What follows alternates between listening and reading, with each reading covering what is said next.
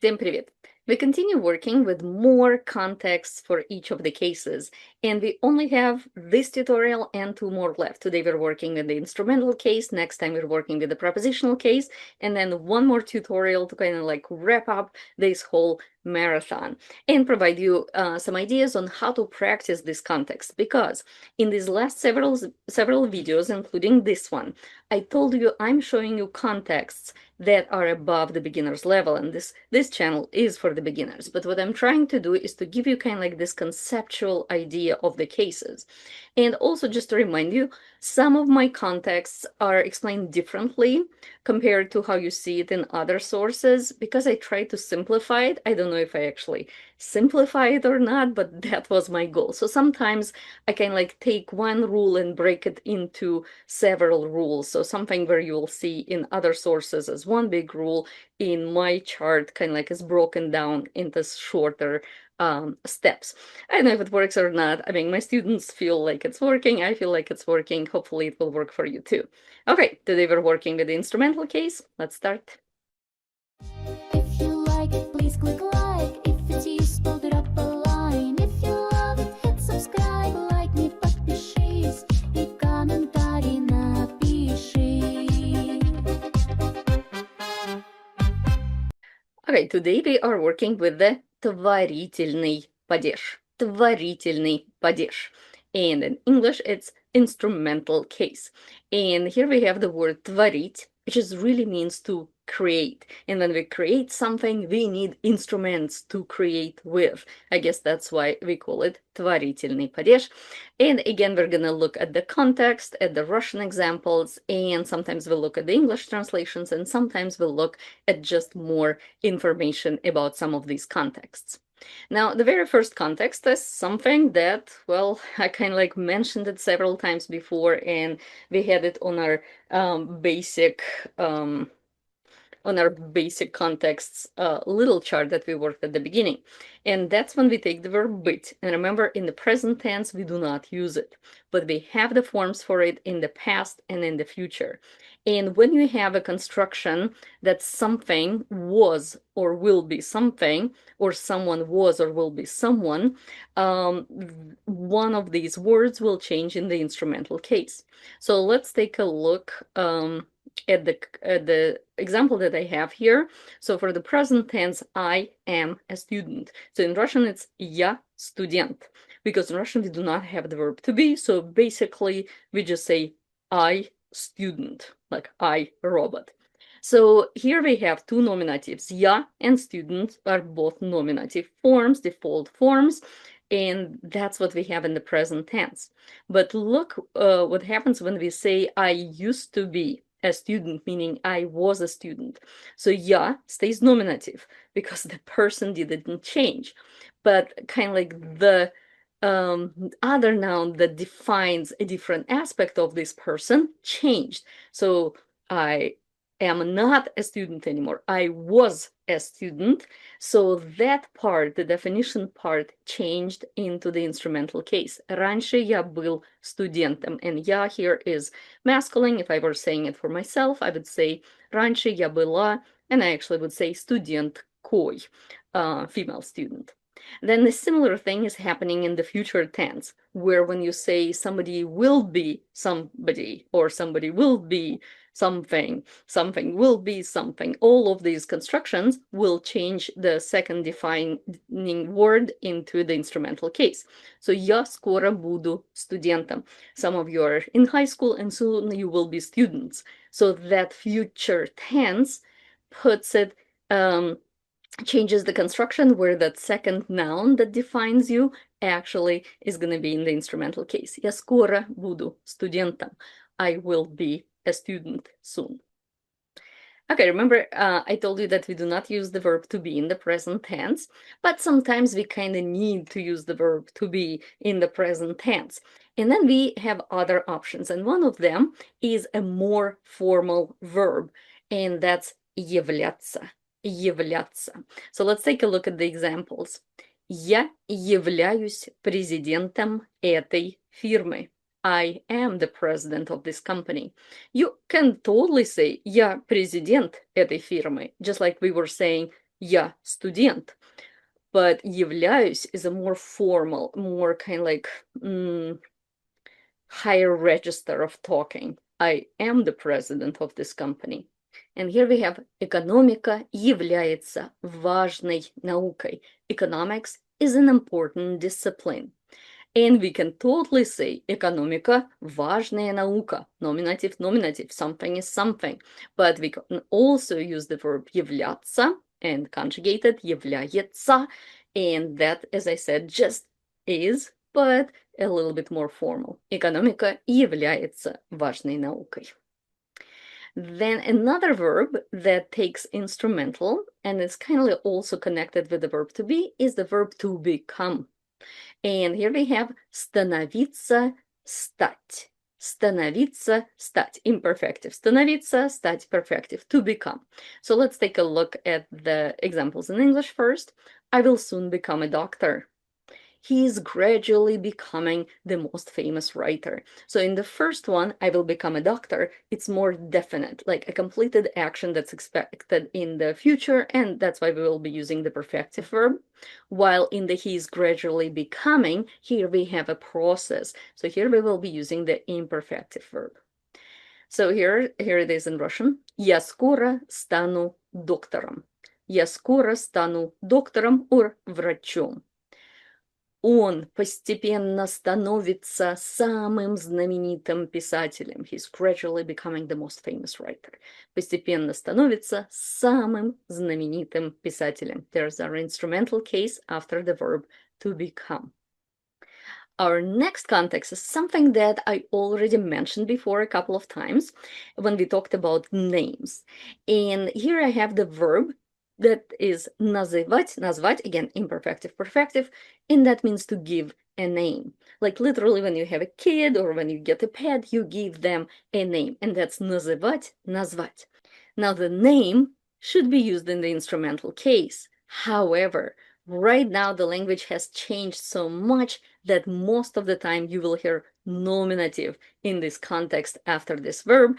And if you're reading something old, and I know a lot of you want to learn Russian to kind of like read Russian classics in the original, you will see it more and more there where you have it followed by the instrumental case. So for example, they named the boy Ivan and the girl Sveta. Ivan and Sveta will be either both instrumental or both nominative. A modern version prefers nominative. My parents decided to name me Anna. Again, name somebody to, as in to give a name to somebody. Anna, instrumental or nominative. So I'm showing you the instrumental forms here. Они назвали мальчика Иваном, а девочку Светой. So their names are Ivan and Sveta, and they changed it into the instrumental case. Мои родители решили назвать меня Анной. My parents decided to name me Anna. And actually, this sentence is totally true to the reality because, well, my name is Anna. And I just want to say, especially if my kids ever watch these videos, like, I have some examples here where I say, like, my daughter or my son or my brother and so on. By the way, I don't have a brother, but I created these examples long before I had kids, and I just want to say most of the things that you hear about like my kids are made up. So yeah, but this one is true. Мои родители решили назвать меня Анной и назвали. Okay, then you already saw some verbs that take instrumental case, so let's just take it to the next level and get some more verbs. So here we have a bunch of verbs that just naturally take instrumental case after them. We just have to remember these verbs. So владеть means to own, and whatever we own by using the verb владеть is going to be instrumental. Гордиться, to be proud of. Whatever we're proud of, no need for the preposition, just put that word into the instrumental case. Заниматься is to be busy with something or even to study something. So whatever we're busy with or whatever we're studying is going to be instrumental case. Интересоваться, to be interested in something. Whatever we're interested in is going to be instrumental case, no preposition needed. Пользоваться is to use something. Again, whatever we use can be instrumental, no need for any prepositions. Увлекаться, to be passionate about something. Whatever we're passionate about, like a hobby, is going to be the instrumental case. So here are some examples for you. Мой папа владеет этой фирмой. My dad owns this company. And here you can tell me, Anna, didn't you teach us that if we can say this company is owned by my father, this company means in that original context, it's accusative. And remember how I said you cannot apply this logic for everything. Sometimes you won't be able to. So here's an example where the verb владеть requires the instrumental case, and we just have to learn it like that. Я занимаюсь музыкой. I study music, or like I'm busy with music, I'm involved with music. Заниматься is a very interesting verb, and at some point I have very good chart for like заниматься, учиться, and the differences between them. At some point I'll record it. Я пользуюсь компьютером. I use a computer. So whatever we use is going to be the instrumental case.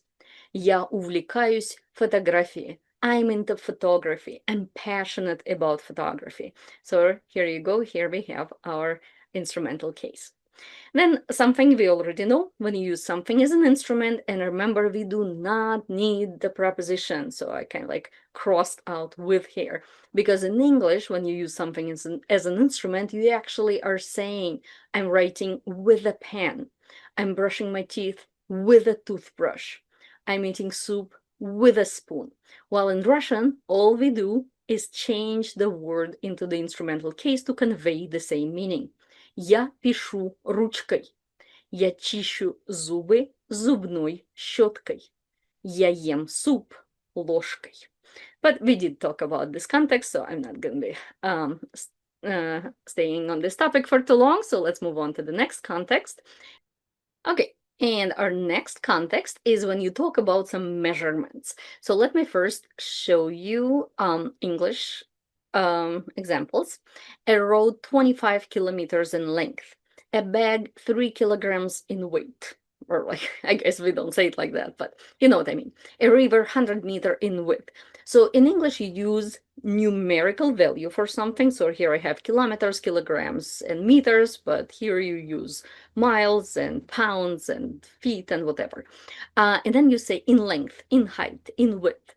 So in Russian, the words length, height, weight, width will be in the instrumental case, and you can also see it will precede the number. So here it follows the number, and here it precedes it. So a road 25 kilometers in length is дорога длиной 25 километров.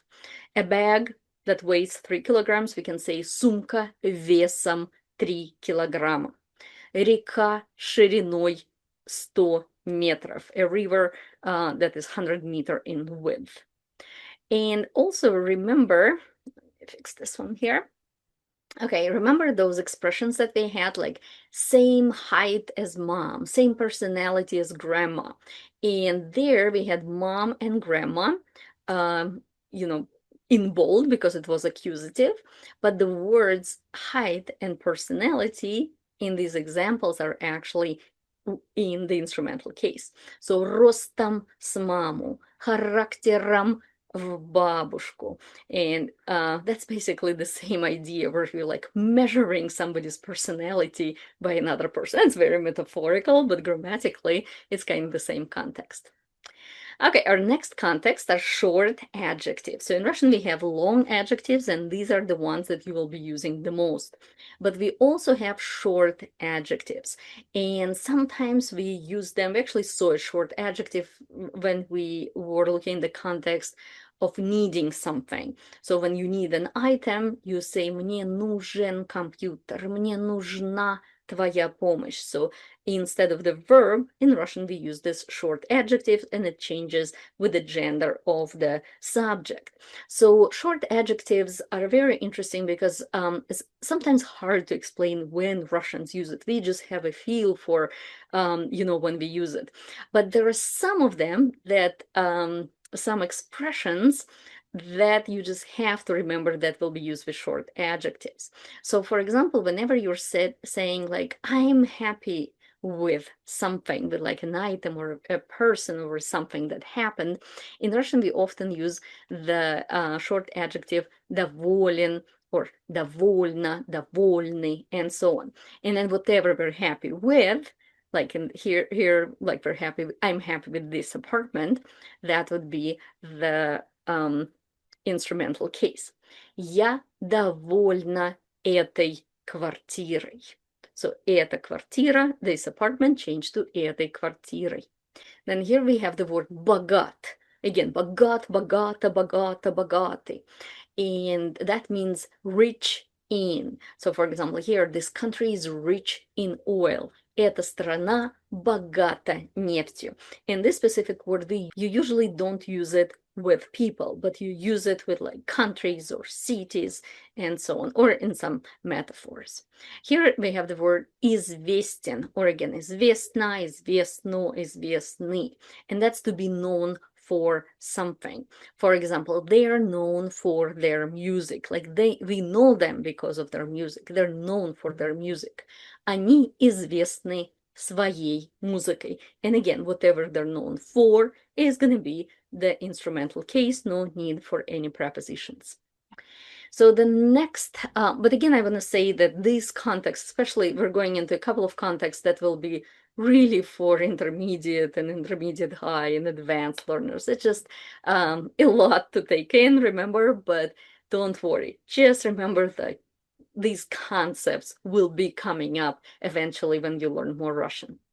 Okay, passive construction is another example of something that's above the beginner's level, but it's something like when we say the house is built by my father, the story is written by Pushkin, this photo is taken by me. Now, we don't really use the passive that much in English language, even though we do, but in Russian, we use it a lot more. And here, this by my father, by Pushkin, by me, we just use that word after by in the instrumental case, and we do not need the preposition by, so I crossed it out. We just put that word into the instrumental case. So this house is built or was built by my father, этот дом построен моим папой. This story is written or was written by Pushkin. Этот рассказ написан Пушкиным. This photo is or was taken by me. Эта фотография сделана мной. So here, я changed into the instrumental case. And I just want to remind you, on my chart for nouns, the forms for personal pronouns and how they change into all the cases is at the bottom of that page. Okay. So then a simpler context, and that's some definitions and descriptions that use with. And actually, in most of the contexts, you use that in English too, like for instance, tea with milk, vase with flowers, or something like furnished room. In Russian, we basically say room with furniture, or house with an elevator. So let's take a look how to say it in Russian. Tea with milk is чай с молоком. And remember, we had a whole video where we looked at what we can have the tea with. So in that used с plus instrumental case, so that is that context. Ваза с цветами, vase with flowers. Furnished room is a room with furniture. Комната с мебелью. Now, in Russian, we also have a word for furnished room, but we usually say комната с мебелью, for instance, when you're renting something. Дом с лифтом, house with an elevator, meaning the house has an elevator.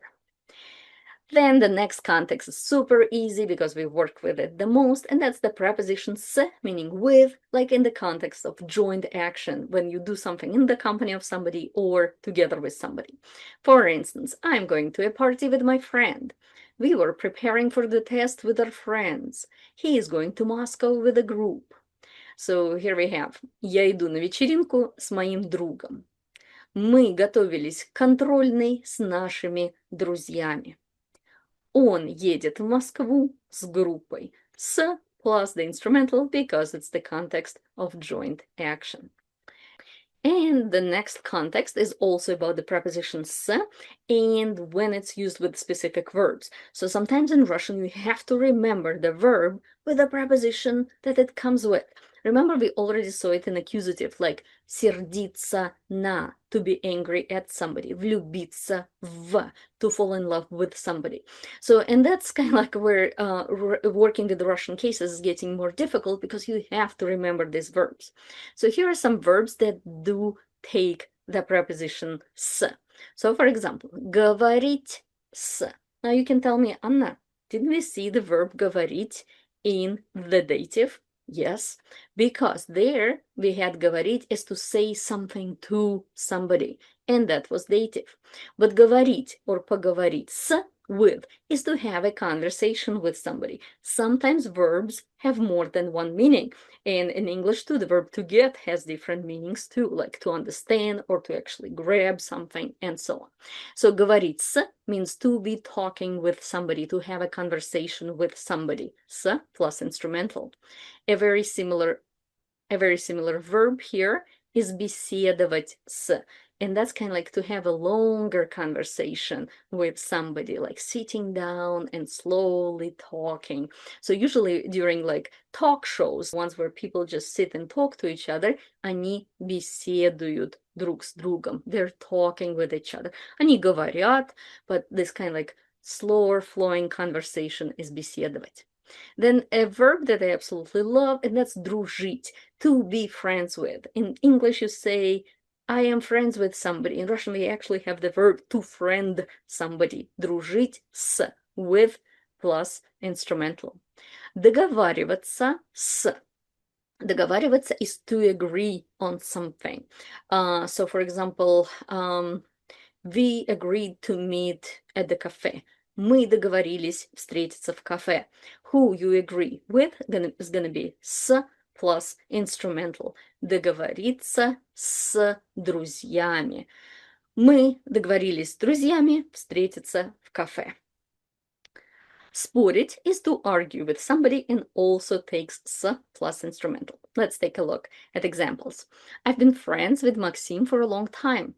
Я давно дружу с Максимом. I made an agreement with my brother that he would give me his car. Я договорился с братом, что он даст мне свою машину. I don't like arguing with my parents. Я не люблю спорить с моими родителями. So here are just some examples for you.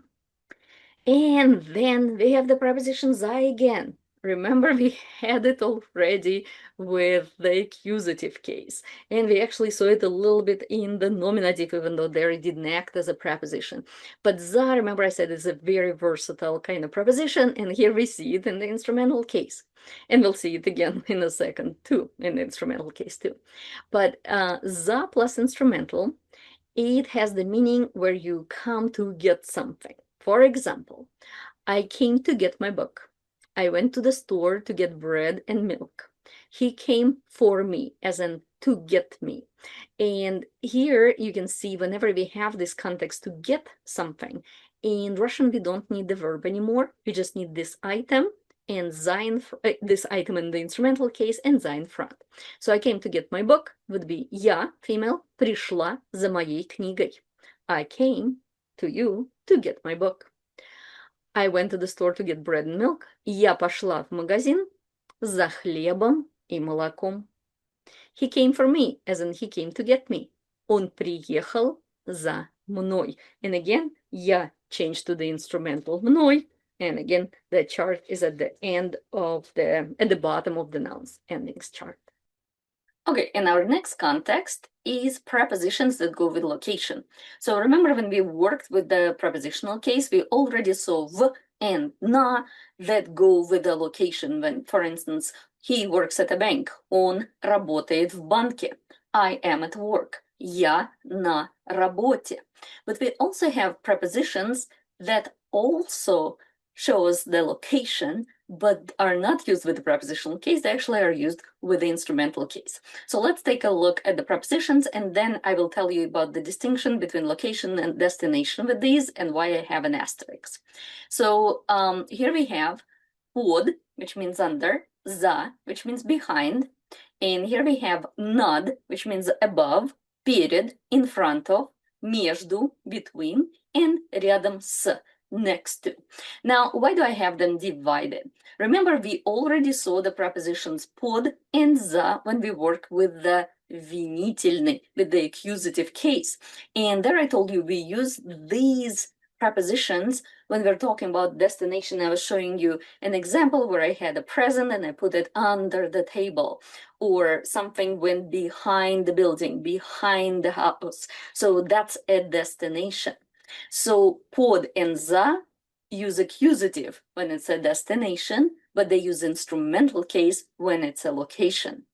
Now, these four prepositions use instrumental both for location and destination. And that's why this context here, the prepositions in the context of location and destination. So I know I'm kind of putting them into the same thing, but just remember that pod and za use instrumental only for location and на, перед, между и рядом с for both locations and destinations. So let's take a look at examples. So here we have под кроватью, underneath the bed, like as a location, like the box with old books is underneath the bed. За зданием, as in he parked his car behind the building, meaning his car is now behind the building. За зданием. And here we have examples. Над столом, above the desk. And I can use it as a location, destination. I will put my calendar above my desk. Я повешу календарь над столом. Whereas the calendar now, it's above my desk. Now it's a location, and it's going to be the same instrumental case, the same form. Над столом. Календарь над столом. Перед домом, in front of the house. Между банком и почтой, between the bank and the post office. And please note that between the two items, both of these items or locations are going to be in the instrumental case. And finally, рядом с моим домом, next to my house. And again, this is instrumental both for locations and destinations.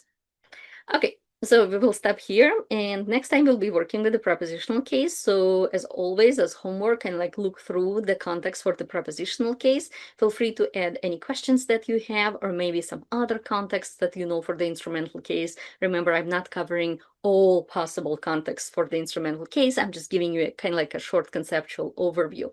And come up with your own sentences based on these contexts. Challenge yourself to try and translate them into Russian, and looking up the forms for the instrumental case from my charts. Like, remember how we go step by step, figuring out the endings. Okay, 2 more tutorials to go. 1 for prepositional and 1 for practice and wrap up. So I'm actually very excited about that. But you guys keep learning Russian. Пока-пока. If you like it, please click like. If it's useful,